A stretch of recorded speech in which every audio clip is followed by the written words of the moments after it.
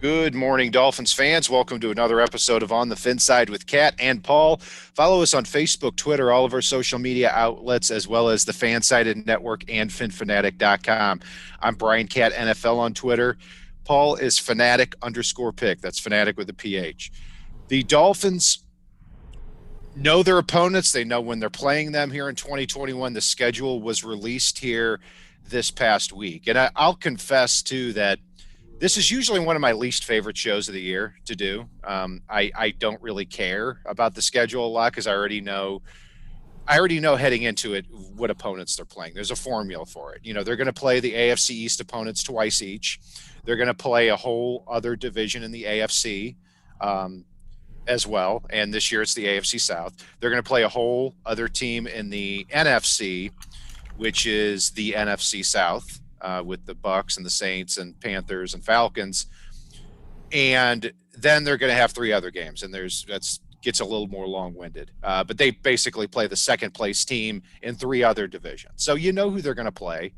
But I've got to say, Paul, I was elated to see this layout here of the Dolphins, not just opponents, but really the timing of when they play these teams, and we'll get into that. But yeah, I was excited to see how this kind of laid out.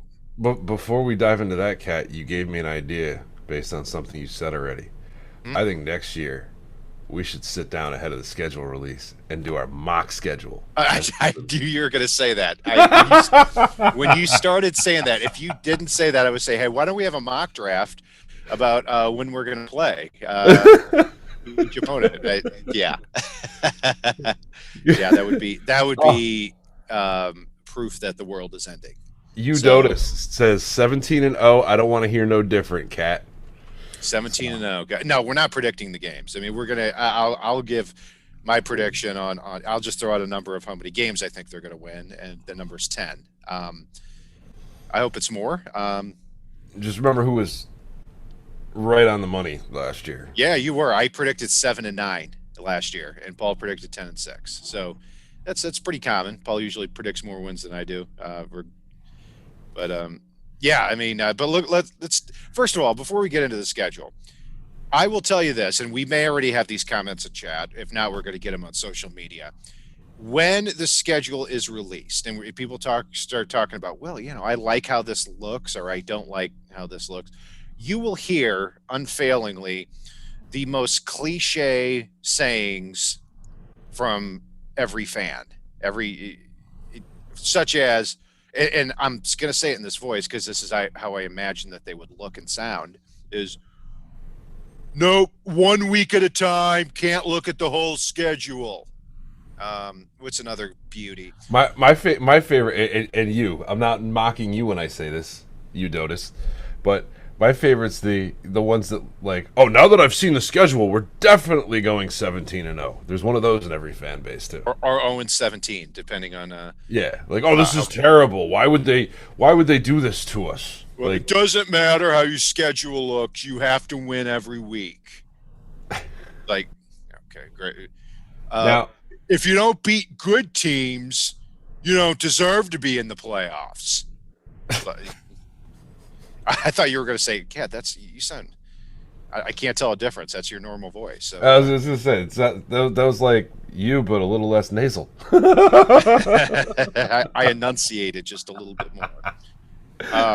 So let's go through the schedule here, and I'll go ahead and rattle off the games here. So week 1 at New England again. That game starts at 3 p.m. I like when it's noon on week 1, when the Dolphins are part of that action.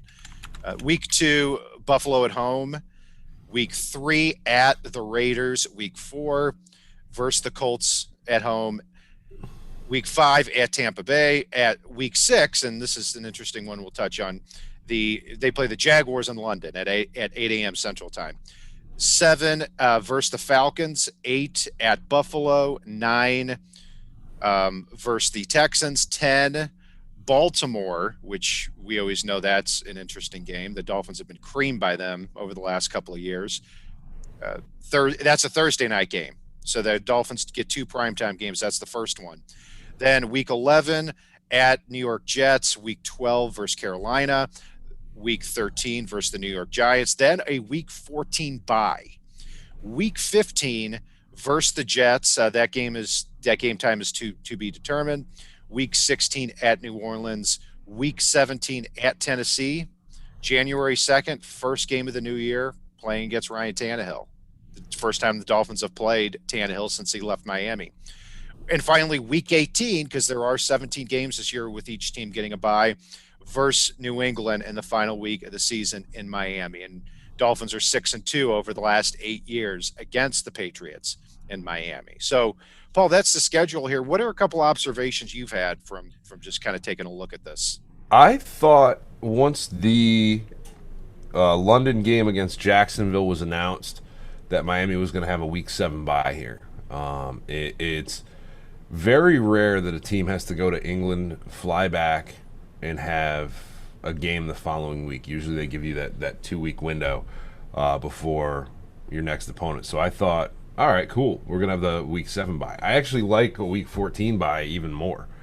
And then one of the things I look for immediately every single year, and you know where I'm going with this, is the game at the Jets. And the fact that it's November 21st, that was one thing I was praying for here, because it's Jeff and Chad will tell you, hopefully he and I will be tied up here right through November 14th with our youth football season, which would enable us to do that weekend away with Dolphins NYC while they do all that fundraising up there in New York for the Jets game, and go to that, which anybody that's followed us for a while knows it's one heck of an experience. Yeah, and Dolphins NYC, we've definitely got to give a shout out to them. They're having the MetLife takeover there. That game is on again November 21st in New York. And Paul, to touch on what you said too, not only do the Dolphins have to fly back from London and play the Falcons the following week there in Week 7, the Falcons have a bye week the week before. I thought you were going to say Kyle Pitts. yeah. So Kyle Pitts can get nice and rested up there. That I don't understand who's planning the schedule on that, where the Dolphins have to fly back from London and play the following week in Miami, and the Falcons have 2 weeks of rest. That seems like a disadvantage. But again, someone will go, doesn't matter. You got to play the schedule. Got to beat who's on the schedule. Stupid people. One other observation too, real quick. The second Jets game, part of why it's got the TBD is not just the time is to be determined, but the day of the week is to be determined now as well. So that was a very interesting one for me. It's like it could be Saturday, it could be Sunday, and there's like hints of maybe a Friday night. So hey, I'm all for having football every single night of the week.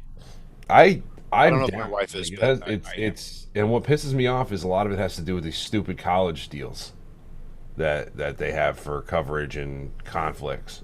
Yeah. I don't care. One of you is the pro team, and the other's not supposed to be about the money, even though, wink, wink, you are. So the Dolphins have two primetime games. Week 10 on Thursday Night Football against the Ravens. It's at Miami. It's at Miami this year, not at Baltimore. The Dolphins have been. Well, they were crushed in 2019, but that was week 1 of the season. The roster's completely different now, obviously. And then a couple of years before that, that's when Matt Moore played, and that was the day before Jay Ajayi got traded, and the Ravens won, I think, 41-0 that game. So the Dolphins have just, regardless of the roster, historically have had problems with the Ravens, but completely different rosters now. I mean, there's so much turnover from year to year. You take a look at the 2019 Dolphins roster, and how many players are still on the team? Maybe 5, 6. So it's just not the same thing. Obviously, they're much, much better too. And then week 16, Monday Night Football at New Orleans against the Saints, the Drew Brees-less Saints. So, yeah, I mean, you're going to probably be facing Jameis Winston or Taysom Hill. Hopefully, it's Ian Book, but I don't see that happening. So, yeah, I mean, I'm glad the Dolphins got 2 primetime games here. But the biggest thing that I look at, I mean, there are several advantages I see with the schedule. Number one, before you move on there, while we're talking primetime games, there's a very realistic possibility that either that Week 17 or Week 18 game gets flexed either into a night slot. I think they're not scheduling Monday night until it gets closer for week 18. So it's got some implications, I think I saw. And then they're actually going to flex a game or two to Saturday in week 17 and 18 potentially if there's a more premier matchup. So the fact that Tennessee is probably a playoff team. I don't know what you're going to predict for a schedule, but there's a good chance, unless you're Colin Coward, Miami's likely to be a playoff contender. The Pats, you can never count them out of playoff contention. So there's a very realistic possibility between those two matchups that Miami gets flexed to a more primetime slot in either of those final 2 weeks. Yeah, that's certainly a possibility. And I expect the Titans to be in the thick of the playoff hunt, expect the Dolphins to be as well. And with that, just a few things that stick out in the schedule. The first one is the Dolphins bye week is in week 14, which I don't know how you feel about that, but I love it. Unless you've got a lot of early season injuries, which, the bye week came at a great time last year for the Dolphins because they were able to rest up players like Devontae Parker. Hopefully they have a little bit more, luck as far as health throughout the season here. It wasn't terrible last year, but still, you get to week 14, that is on. They don't have their bye week until 2 weeks before Christmas. That's crazy. But I love it though, because at that time, you have a bye week and then you get back to it the following weekend on December 19th for week 15.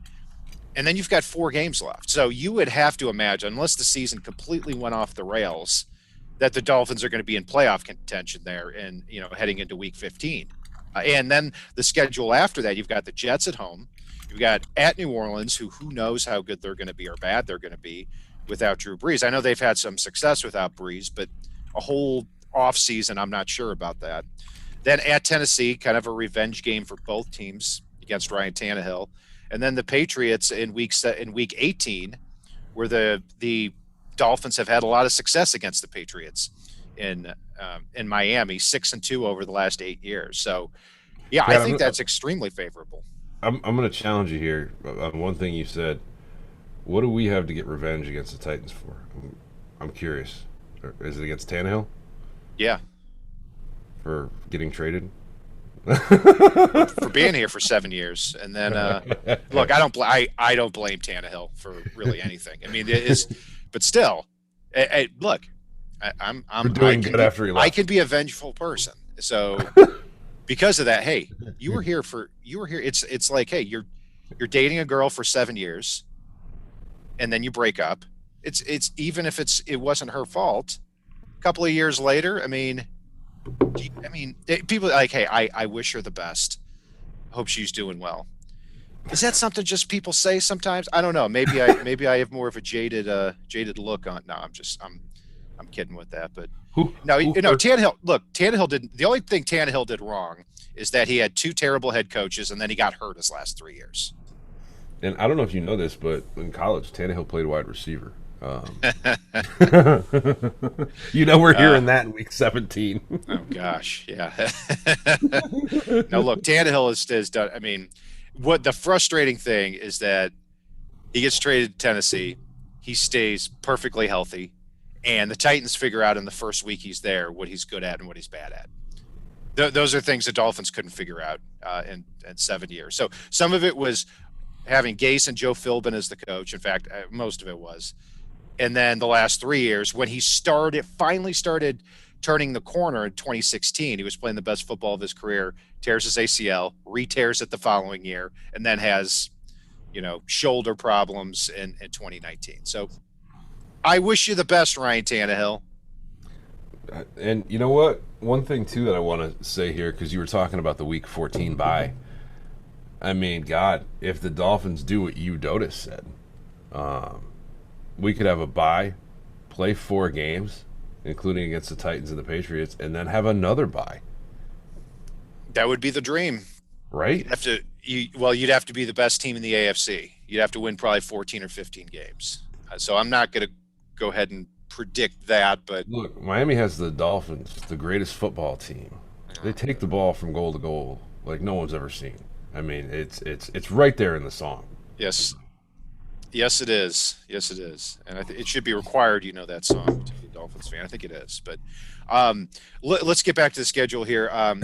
Also, the strength of schedule from the previous year, Paul, um, 0.471 winning percentage. So there are only four NFL teams who had a worse strength of schedule from last year. So not it doesn't say a lot. I mean, look, a third of these teams are going to be a lot better, a lot worse than you thought, probably. So that's why I tend to not look at the schedule as much, but I do like the layout here. But it's good to know that most of the teams you're playing did not have great records the previous year. So yeah, I mean, I think it looks really good. 9 home games, 7 road games, and 1 neutral site game because they're playing the Jaguars in London.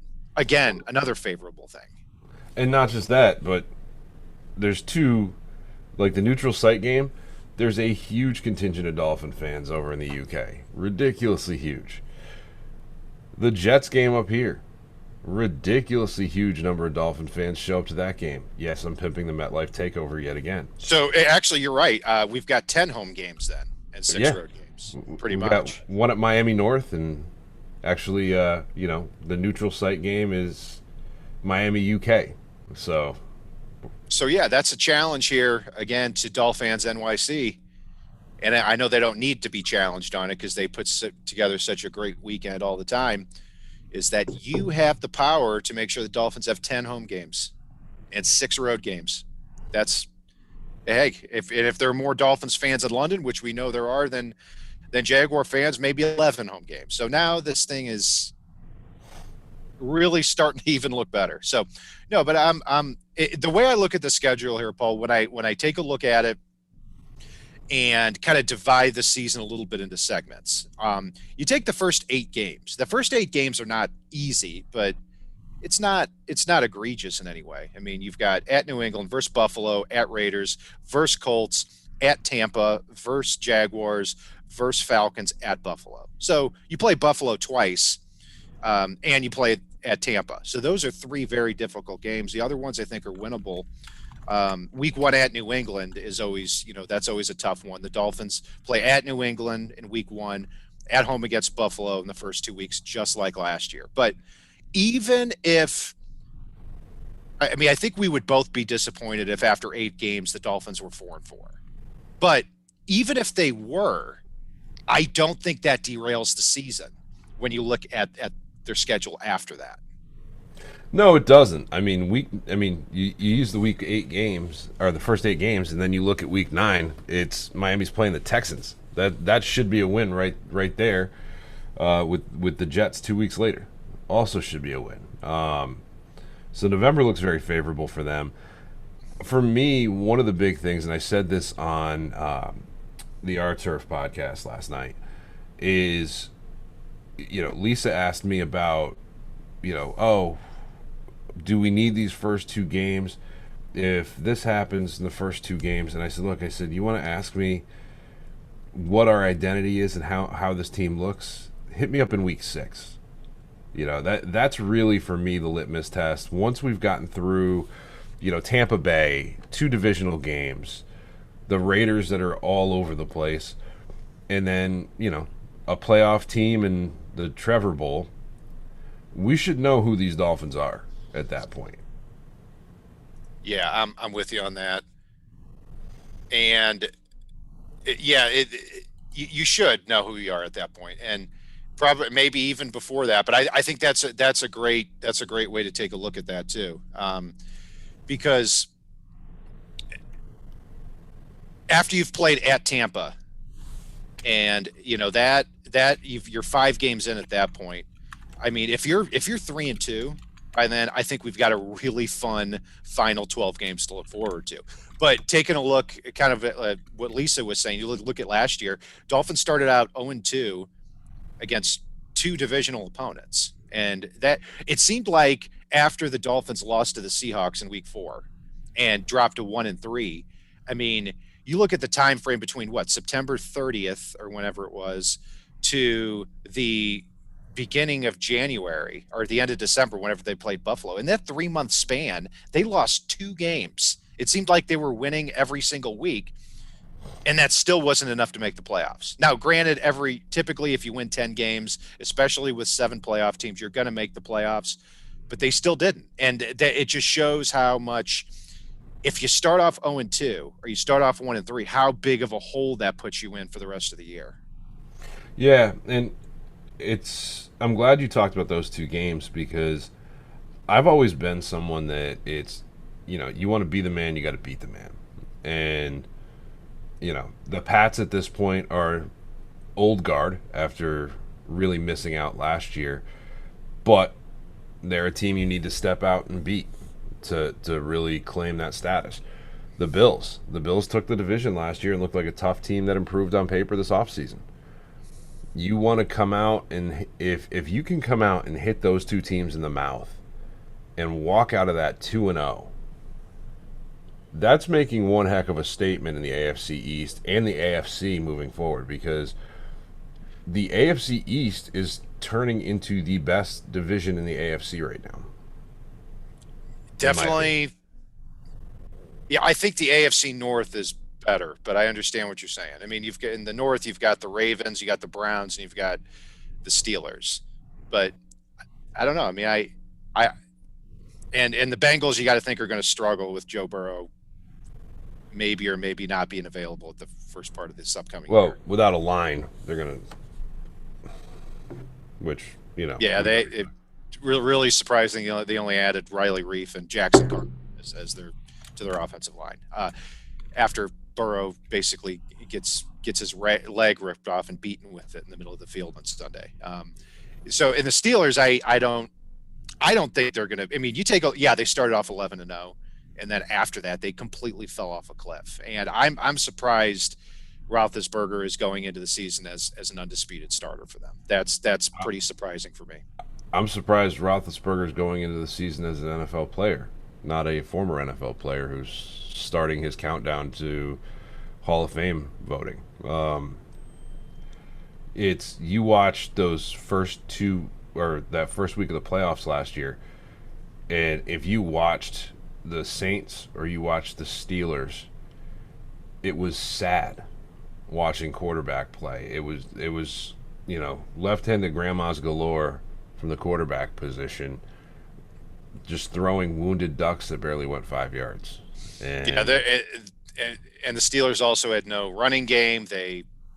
Receivers dropped more. Deontay Johnson and Juju Smith-Schuster. The amount of passes they dropped were shocking. So he also wasn't helped out. But yeah, he can't move that well anymore. And now talk about a team that lost offensive line.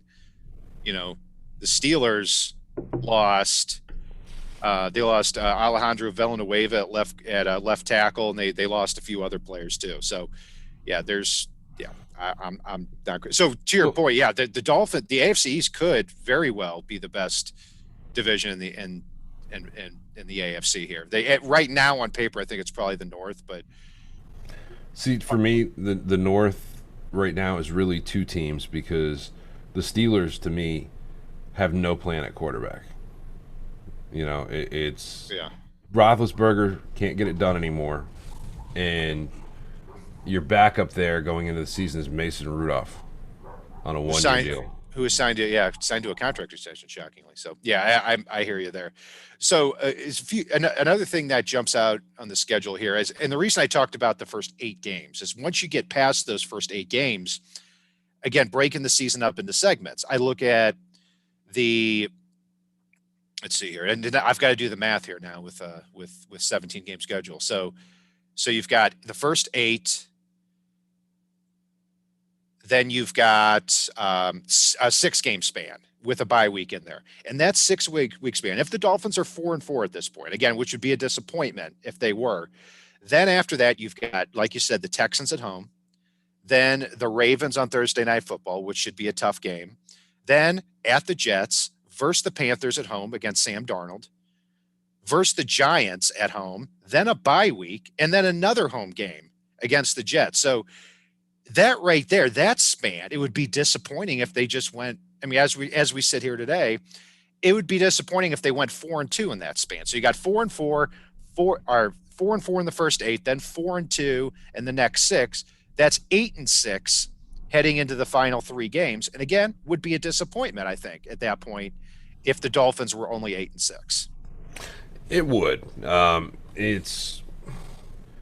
expect this team, and this is going to sound weird, but I expect to see a drastically improved team that only slightly improves as far as their record goes this year, because no, it makes perfect sense. They didn't leave a lot of room for growth, other than to make a run at a perfect season. And I love Miami. I love the Dolphins.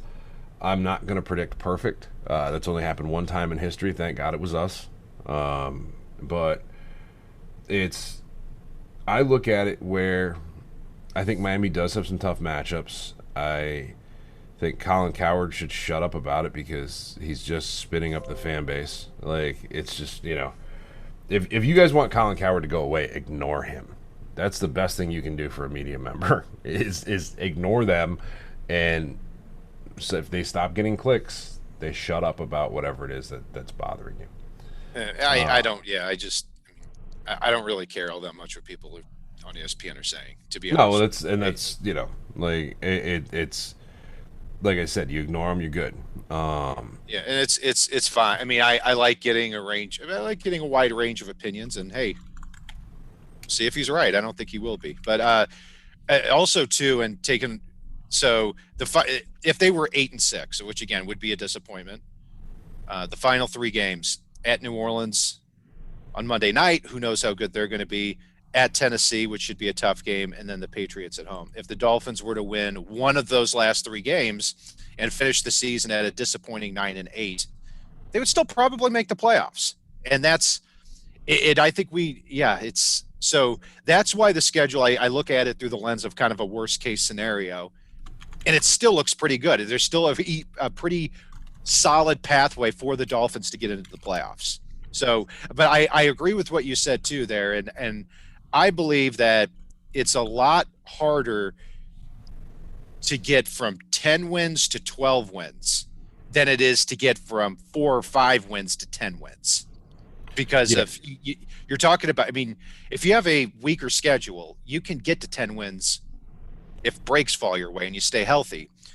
12-4, you're talking about an elite football team, or 12-5. You are. And I just want to address one question we just got in chat, though, real quick before I respond to that. Gary asks if we truly believe Tua will beat out Jacoby. I don't even see that as a question. No, it's not a competition. Tua is a starter. So Jacoby's brought in to be the backup. Period. Yeah, that's correct. Other things, too, is I look at the quarterbacks the Dolphins are going to face this year, or scheduled to face at this time. So 17 games they play, and I look at 10 of the 17 quarterbacks that the Dolphins are going to face. And the Dolphins have one of the best secondaries in the league, if not the best. 10 of the 17 quarterbacks they're going to face. They're going to face Mac Jones or Cam Newton twice, rookie Zach Wilson twice, rookie Trevor Lawrence, Sam Darnold, Carson Wentz, Tyrod Taylor, or rookie Davis Mills, Daniel Jones, and then either Jameis Winston or Taysom Hill.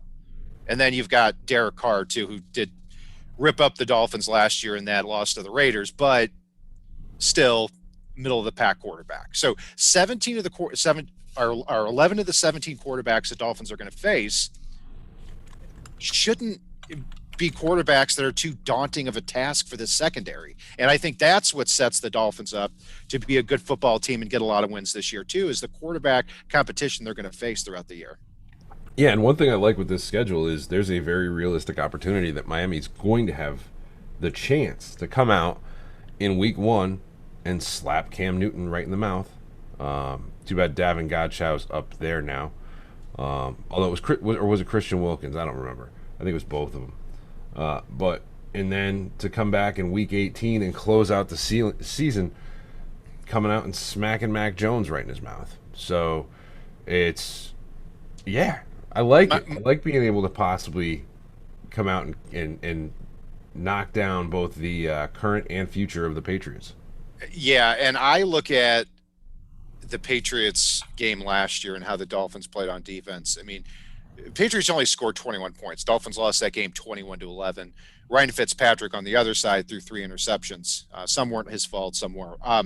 But my point was, in week one, the Dolphins had no idea how the Patriots were going to play. They and they came out and basically, busted out the old leather helmets and ran the ball down the Dolphins' throat. I mean, Cam Newton threw for only 155 yards in that game, but they were driving down the field what seemed like the entire game. It's not going to be the case this year. I mean, Cam Newton couldn't get anything done in Miami last year, couldn't stay protected, couldn't get the ball off, receivers couldn't get separation. So you're either facing Cam Newton, who I think has a big task ahead of him playing the Dolphins defense, or you're facing Mac Jones in his first NFL start in week one. So I like that you've got the Patriots on both ends of the spectrum here on the schedule. You've got them in week one, you've got them in week 18. So, and somebody brought up in our chat as well, not to forget Daniel Jones. I don't think we mentioned him, but I don't see him doing spectacular against the secondary. Yeah, Jones has the physical tools. This will certainly be his last shot, I think, to be the Giants franchise quarterback. He's heading into his third year. They signed Kenny Gallaudet in free agency. They drafted Kadarius Toney in the first round. They returned Sterling Shepard and Pro Bowl tight end Evan Ingram. So they've got weapons.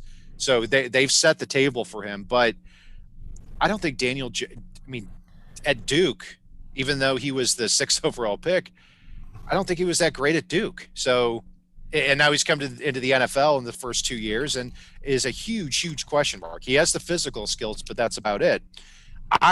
What will bear watching for the Giants is, was it really a smart move for them to have traded down from 11 to 20 when they could have just stayed at 11 and taken Justin Fields? That could haunt them as an organization. But if Jones breaks out with the draft picks they've got next year, extra first, third, and fourth, could be the best thing that ever happened to him too.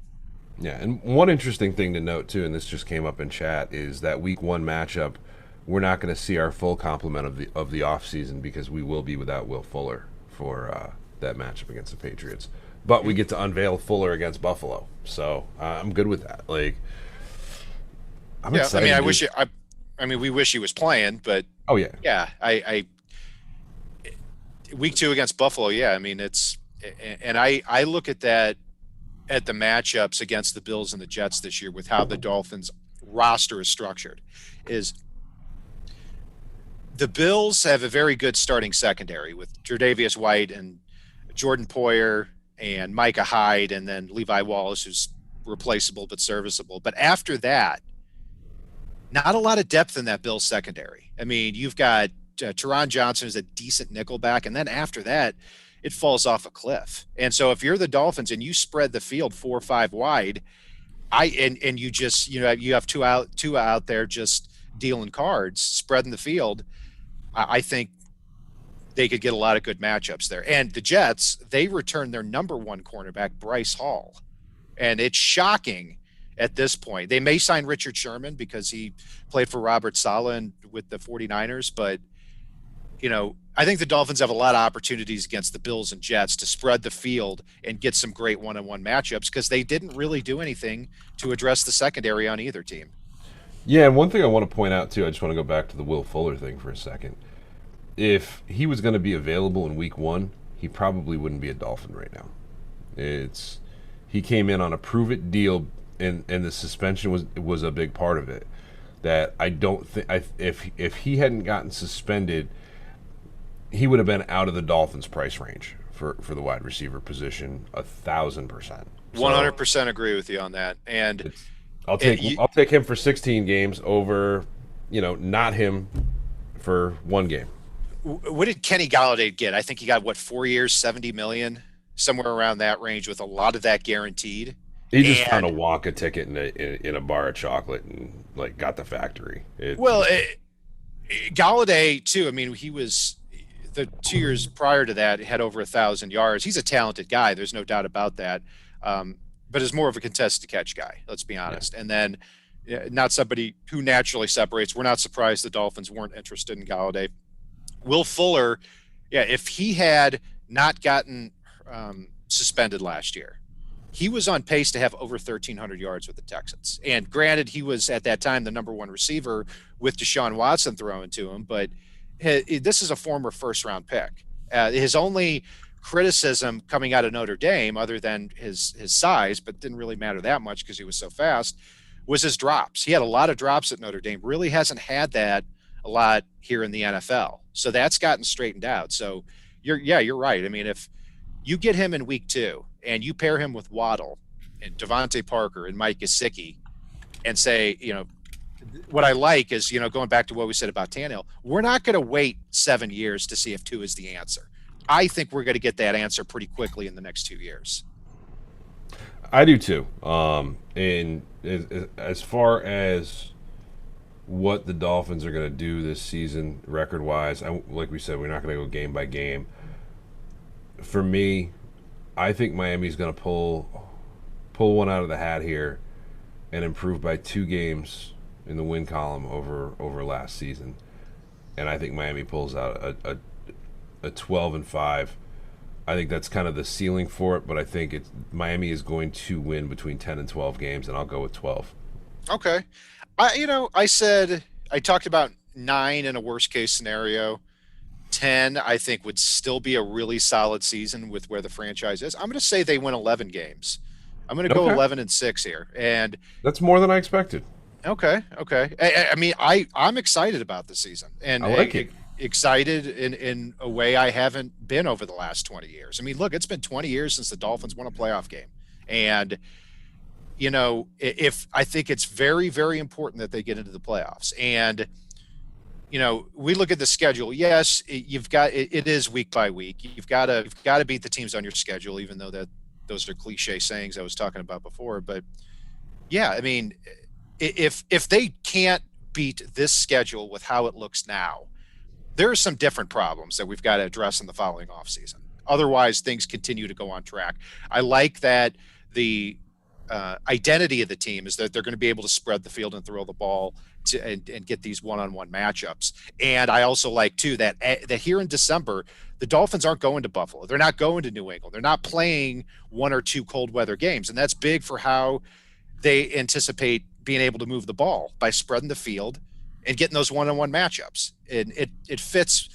I'm glad that the schedule looks like this here in December. So, Paul, anything else jump out? And the Bills have to come to Hard Rock in the heat and doldrums of September for a 1 p.m. game to sit in the sideline on that sun. I hope they melt. That's for sure. So that's going to do it here for our breakdown of the Dolphins 2021 schedule. I'm Brian Cat, NFL on Twitter. Paul is Fanatic_pick. Be sure to follow us as well on Facebook, Twitter, FinFanatic.com, and the FanSide Network. And we're going to keep the content rolling here over the all throughout the summer. We're not taking a break.